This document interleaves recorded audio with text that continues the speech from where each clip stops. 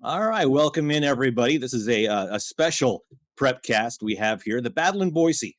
It's what everyone's been talking about. 3 games this Friday, September 1st, on the blue at Albertson Stadium. The man behind it, Mr. Cameron Andersen, head coach at Burley High School. Coach, thanks for taking some time this morning. Hey, man, appreciate you helping us advertise this and getting the word out and give us a good platform to represent these kids. You know, we've in the past we've worked with a lot of the 8-man classic and different things all over the state. Different all-star games. This one I think has a little bit different feel in a good way. It's exciting to be on the blue. The blue turf there at BSU has really gotten the reputation as being the cool place to play. Now you're getting high schoolers there back. Used to be high school games there all the time, but now we're bringing them back. Kind of tell us what happened. How did this all start? The journey you've been through to get to this point. Yeah, so the beginning intent wasn't based on other games, other events. The Rocky Mountain Rumble, the 8-man classic. Those are really good things, and anything that can showcase Idaho football is a really good thing. I mean, the Rocky Mountain Rumble is able to show Idaho against outside states, and that's its own application. It's really good. This started probably 2 or 3 years ago when I was in Gooding, and right when Andy got the job at Boise State. There were some perceptions in the high school avenues about the way that Boise State felt about teams playing in that building, complications that arose. I think that there was some confusion even up to the IHSAA. There was just a lack of communication from past parties, I would say, that created a narrative about that. And then plus, there's always people trying to attack Boise State because they don't have enough Idaho kids on their roster, or they're not doing that sort of thing, or they're not recruiting the state. And then you have you have Hodge, and you have Loveland, and you have these good players that are in the state that are all leaving, and people trying to tie things together. So Andy and I started talking a couple of years ago about when he got the job, he really wanted to eliminate the perception that Boise State doesn't care about Idaho high schools and the coaches and the sports in between. So this was an idea that was born in bridging the gap to one, get high schoolers back in that stadium where, man, I was one of those people, and I became completely educated by Coach Avalos and AD Dickey that was nothing that they wanted, and there were so many things that they didn't know about.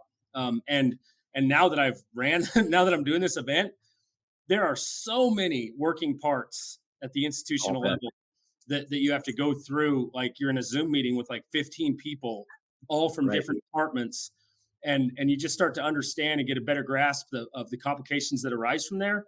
But when Andy and Mr. Dickey said that they wanted it to happen, man, it started to roll. And so really what we wanted to do was we wanted to showcase Idaho football. And we needed a year one where we tried to get about 3 games in there, which is what we got. We have the vision of making it a 6 classification Idaho versus Idaho 2-day event in the future on the blue turf. And after we announced it, high schools from all over the state have been asking me how they get into it. So really, there's just not many opportunities for kids to play on the blue, and that's nobody's fault. It's just an application of people jumping in, organizing it, and committing the time to make sure it happens. And right now, we've got people on both sides that are really trying to make that happen. So you mentioned the teams that are in it, Coach. How did you select this year's teams to be in it for the inaugural Battle in Boise?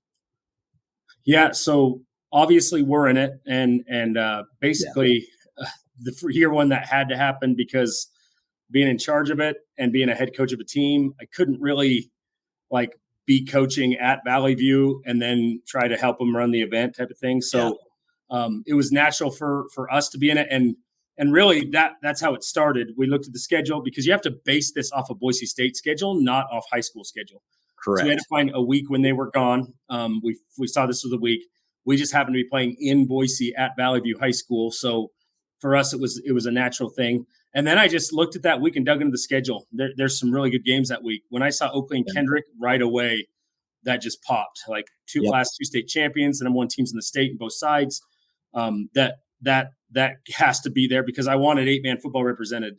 And then There was a couple others that I saw that were like that I thought were really good, that were canceled or changed. I made some phone calls, and then I did see a couple 5A games that looked really interesting. But when you year one, my worry was if you add 2 Treasure Valley 5A schools, now you better be on this event, and it doesn't become like a proof of concept; it becomes an event. Yep. So when I saw Emmett Fruitland, Rich and I are really good friends, and I was able to. I called him and asked his interest, and they were all in, and so that to me was a good representation. We have one North school. There's a couple Treasure Valley schools, and then someone from sort of East Idaho and Burley. I thought it was a good spread this year, and a good way to just lay out that application. But strictly, it was based on who was playing this weekend, and Right. and could we year one manage getting everyone there at a cost efficient way. Right. Now your team, the Burley Bobcats, last year, I think you scored about 250 points in the first 4 games. Last week you scored 78, I think. I mean, is that what we're going to expect to see the rest of the year? Valley View coming in 0-1. They lost their first game 67-19. So coming into your game in particular, you got a pretty potent offense. Yeah, well, we've got some good players, and I never like to say we're going to score or do anything in particular.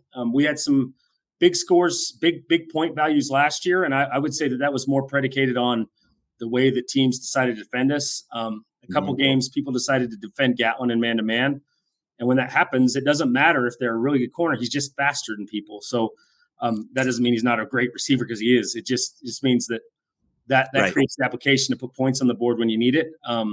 So I would say that there's nothing in my mind that says we're going to put a lot of points on the board. We're just going to try to compete with Valley View and win a football game, and whatever Right. the end results look like, the process in between, that is what it ends up being. Last week, Mountain Home battled like crazy. It was I think 78-12, I think, at the end of the third quarter, and Okay.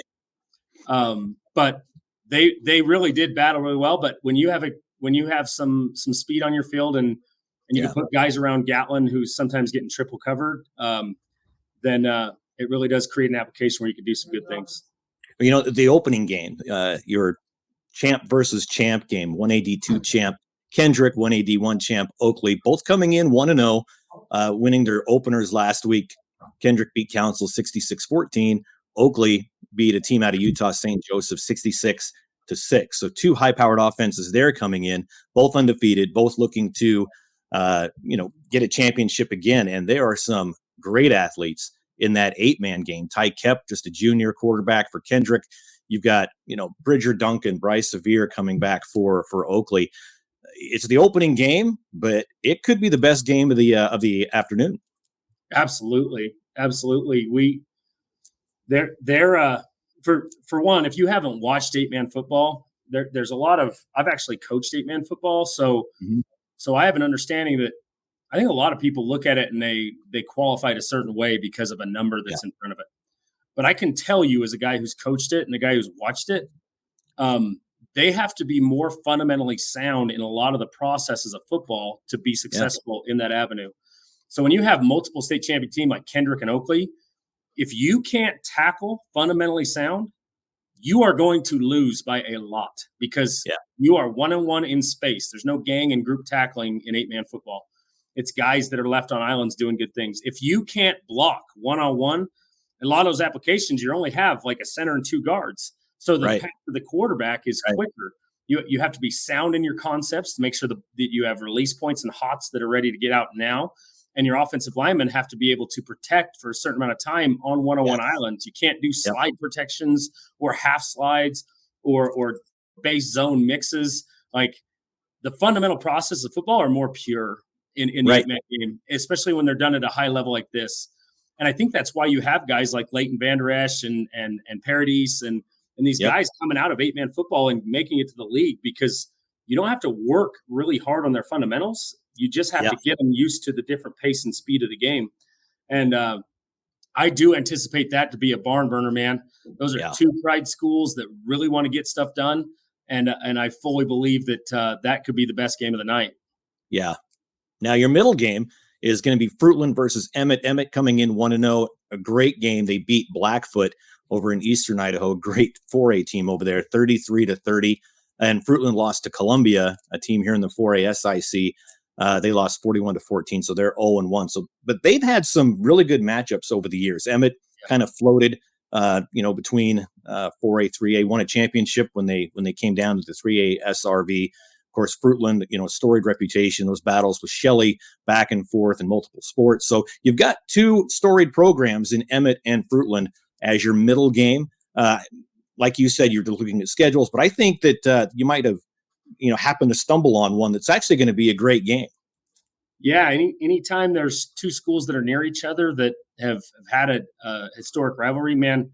Yeah. 2 years ago when I was at Gooding, those two met in the semifinals a couple years in a row. I'll never forget when Emmett was down in 3A. The first year, they were the best team in the state, and they lost to Fruitland in the semifinals.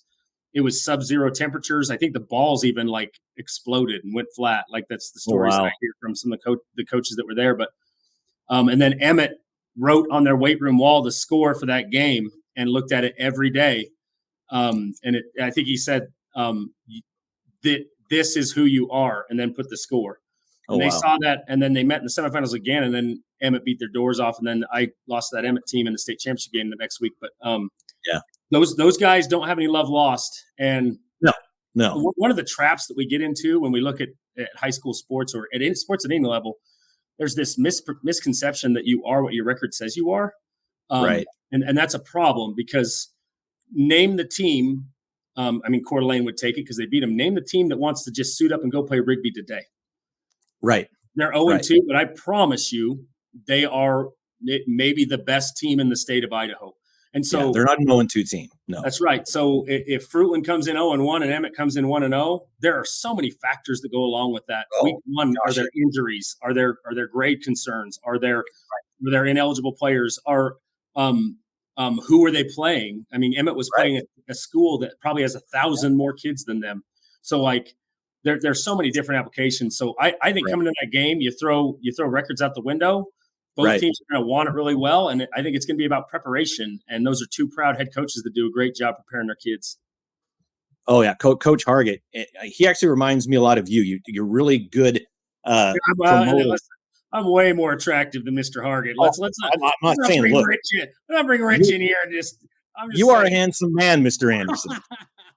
I'm just saying you're both great marketers and promoters of your programs and your kids, right? Yeah. There's kids that would not be where they're at today without you really pushing that, and that's just a fact.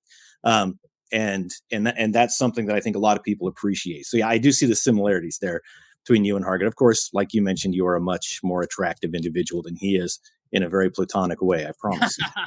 But okay, now that we've gone through the three games that are happening, what's the future look like for the battle in Boise?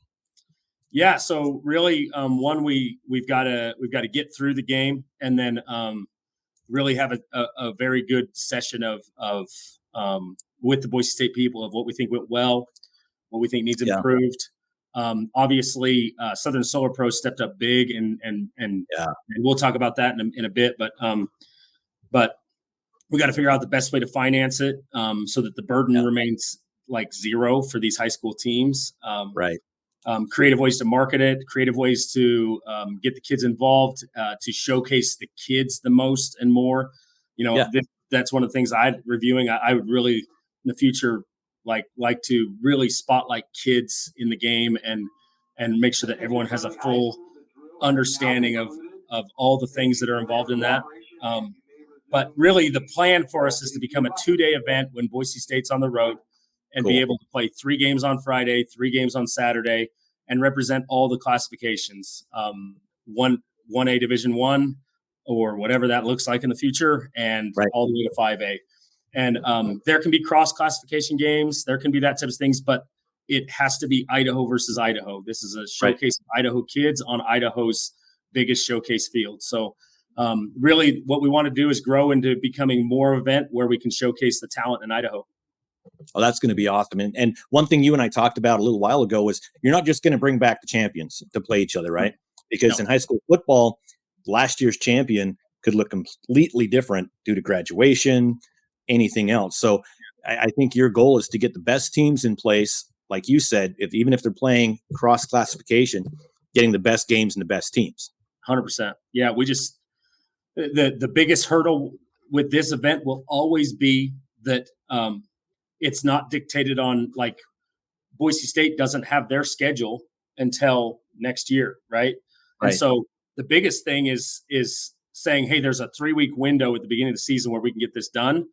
And so you can't really tell a team like Sandpoint, Coach Knowles reached out to me, and he wants to get his team in, as he should. And it's not about like who should we schedule and when should we schedule them. It's make a really good schedule. And if you fall in that week, it creates the application for us to put your game in there. So that's another thing I love about it. It creates, like, when we relay that as a message to high school coaches, hey, go schedule really, really good opponents. And then in that first 3 weeks, you fall on that date, we're going to do everything we can to get your game in there and showcase it. So it really creates the application where coaches will schedule tough opponents and create really high-class games. That's one of the advantages that people don't think about when it comes to like the Max Preps things. Now, granted, the Idaho Sports Power Ratings are far superior to Max Preps, but in the application of creating that instead of record-based things, is it truly whether you're a team who's 6-5 at the end of the season or 11-0 or whatever it is, it's a true application of allows teams now to go and schedule hard teams and lose and grow and learn and not worry that it's taking their predestined spot in state.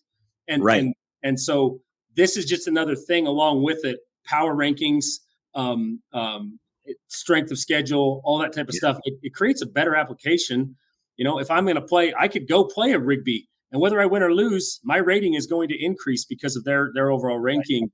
And as long as I come out healthy, I learn way more from losses than I do from winning any game. So, of course, you don't like to lose, but it's about growth and about being in the right spot at the right time at the end of the year.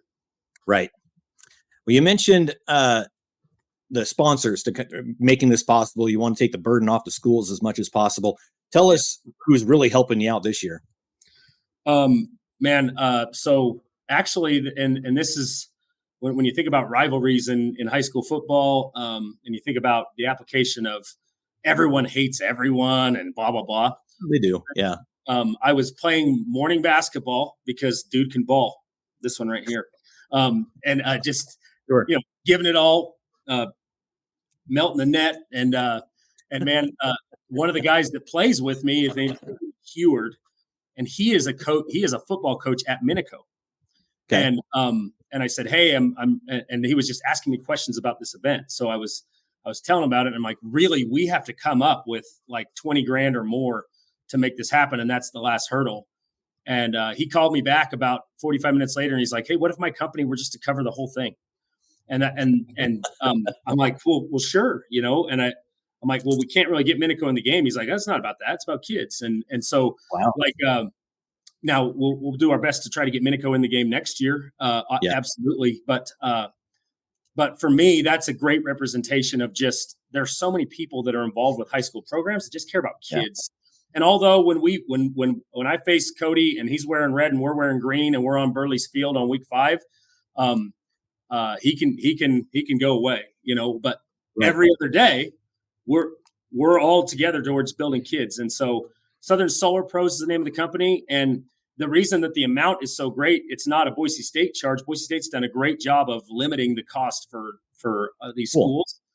What I wanted to sell to schools and what we want it to become is anytime you play a neutral site game, you lose a home game.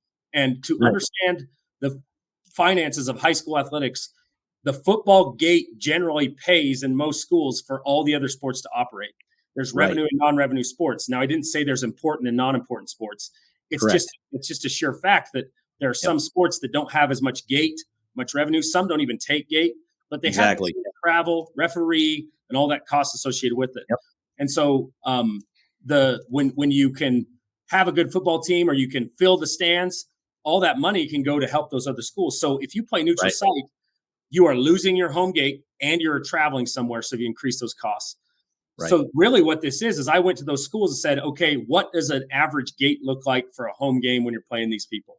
They sent me back a number. I sent that to Southern Solar Pros. So not only are they covering the charges of rental at Boise State, they're writing a check to each of these home schools to cover the gates that they would have lost in revenue. So it truly is a no-risk game for Idaho high schools. It's just the travel to get there. That's awesome. And so that's what we want it to become is truly a no worry application where schools can go and participate and have a really cool event, and they don't have to worry about the burden that comes with it on all those other things. And these administrators have truly enjoyed that thought, and it eliminates a lot of the stress for them. And Southern Solar Pros just stepped up and did it, and they didn't ask questions. And when I told them numbers, they didn't blink. They just wanted to help Idaho high school kids. So really, Google that company, find out more about it. Solar really is the wave of the future for a lot of homes to limit costs. So really dig into those things because, man, they did step up, and just big thanks to Cody Heward for arranging that. Yeah, there's actually going to be a link right below the video you're watching to them. You can just look underneath and click it, and find out all about them. You can even just email them and say thanks. That always goes a long way. Absolutely, So I mean, that's awesome. So this Friday, it's BSU. A lot of people aren't used to going to a big stadium like that. Cameron, kind of do some housekeeping items now of where to get tickets, where to enter, anything that the fans need to know.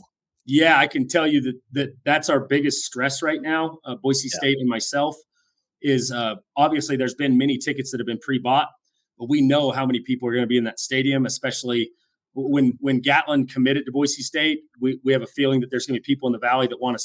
That was probably a very good thing for you with this battle in Boise. Up the resale a little bit. If he was wearing maize and blue gloves, it probably would have hurt some feelings in the Treasure Valley area. We're certain about that. But just so everyone knows, that was no part of his decision. But right, of course, yeah. He's going to back out on Saturday, isn't he? Saturday, he's going to go, oh, wait, never mind.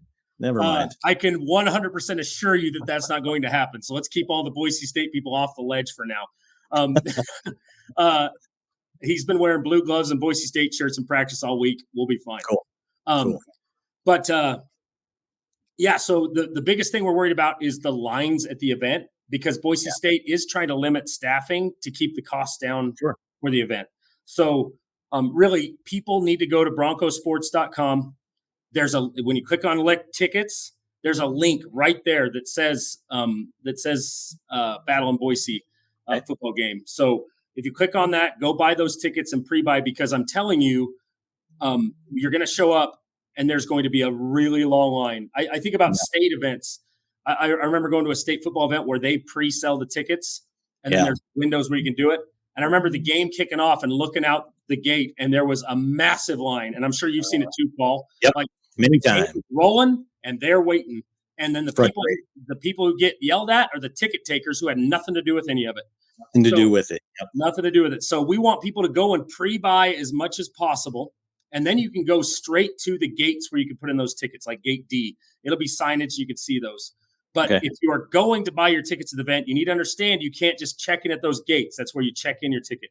You have to buy on the west side of the stadium, and you have to go to the ticket office to go and buy those tickets, and that's where you would buy these things. If you are a coach with a coach's pass, if you are the media, if you are those that we have prearranged to be there, you check in at gate A. But if you're a football coach with 3 kids, you've got to check your pass at gate A, and they need to have their own tickets from another gate. You can't just bring them all in through there. You can't buy tickets at that gate. So really, we just wanted people to understand that if you can pre-buy over the next few days, it's going to save so much hassle for Boise State, you, and for everyone involved.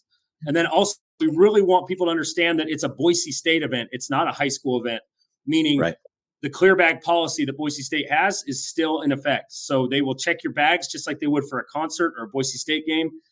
Don't bring backpacks and that sort of thing. We'll have 2 concession stands open, so you don't need to worry about food. Both sides of the lower bowl are going to be open. There's a home side and away side. The away side is under the Steckel press box. That's the away side. The home side will be where Boise State's home side sits. But really understand that you can't bring in outside containers. You can have a clear bag with your stuff, but we just want to get word out to limit the confusion and the slowdown of people getting into that game. Also, Right. And we want to make sure that anyone who needs ADA accommodations to contact your school administrator, because those seats, there aren't a ton of them, and they're not reserved at this point. So if you need ADA accommodations, all the athletic directors for your schools are already alerted to it. Contact them, and so we can help you get through that. Okay, Coach, I've got one last question for you. You know, at state basketball, it's always a cool thing to buy a ticket and you can stay for all 6 championship games. Is that what the Battle in Boise is going to be like, or do you have to leave the stadium as soon as your game's done? No, we want people to be able to see everything. We want to create the application where they can come to the 8-man game, in between, go grab some bite to eat at the concession stands, relax, come back, watch another. Like, we want it to showcase Idaho kids, and so at the gates they will have the stamping process to make sure that you can come in and they know that you're in and you've paid and taken care of. So yeah, come for the beginning, come watch Oakley Kendrick, stay all the way through the end, and have a full day of high school football in Idaho. IdahoSports.com is going to be there broadcasting all 3 of the games. There's a lot to do between now and Friday, so I'll let you go. But Cameron, thanks for taking the time. Is there anything else that you really want to go over? Yeah, absolutely. I hope that people understand. Paul's been a friend of mine for a really long time, and Idaho Sports is, because they run the boards and they put out so much content. People always comment about certain things, but a little story for the fans in Idaho Sports. Beyond you getting ghosted by Jim Harbaugh. Yeah, I was a little offended by that. I want people to understand that when we announced this event, the first person I called before we even announced it, I talked to Boise State. It was set. It was done. I talked to the high schools. The next call was to Paul, because nobody cares more about sports in Idaho than IdahoSports.com and their platform and their application and the podcasts. There's no one else doing that. I can't pick up a Times News and read about a game anymore, but I can go on IdahoSports.com and I can get that same representation. And it wasn't 20 minutes after the announcement when NFHS contacted me and said, hey, we want to pick up this game and do it. And it was very thrilling for me to say, sorry, dude, we've got the best in the business already covering it. We don't need the glitchy cameras to be doing it at this time. So just understand that Paul is a big piece of everything we do. And as we push forward with events like this, with the Idaho Football Coaches Association, which is starting to grow, with all the things that we're doing, Idaho Sports is our partner, and we're going to always do whatever we can because they care for and do things for the kids in the state of Idaho. Well, I appreciate that. You know, we do what we do because we love the kids. We love the school. Same reason you do what you do. So that puts us all in the same basket, and working together is the only way we're going to get through it. So I appreciate that, Coach. I really do. Appreciate you. All right. Well, that's going to do it. My man crush, Cameron Andersen, head coach at Burley. You're not one of one. You're not one of one with that. Oh, trust me. I know. I'm like 15th in line on that. I get it. My kids would be very upset if they watch this because they get sick of hearing it from Dad. Yeah, that's your job as a dad, though, right? What we got to do. Dad jokes, puns, and inappropriate references that they will never understand until they're older. Hopefully they won't understand. Hopefully, yeah. Until they're older. Yeah. Gotta love it. Well, that's going to wrap it up. The Battle in Boise, BroncoSports.com is where you get the tickets this Friday. 3 games, 3 o'clock, 5:30, and 7 o'clock. It's going to be a huge event. Cameron, thanks for your time, and I'll see you Friday. Thanks, man. See you, brother.